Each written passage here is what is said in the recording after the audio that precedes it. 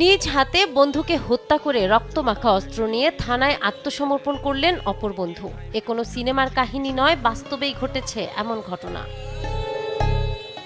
বন্ধুত্বের সম্পর্কের ভরসা আর বিশ্বাস যখন ভেঙে যায়, সেই জায়গায় জন্ম নেয় ক্ষোভ আর প্রতিশোধ।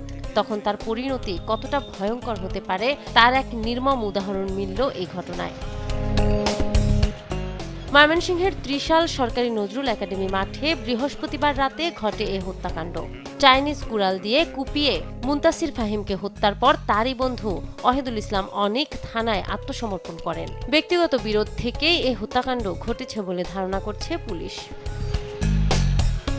নিহত মুনতাসির ফাহিম ত্রিশাল ইউনিয়নের চিকনা মনোহর গ্রামের বাদল মিয়ার ছেলে। অভিযুক্ত অহেদুল ইসলাম ত্রিশাল পৌরসভার দলিরামপুর গ্রামের জহিরুল ইসলামের ছেলে।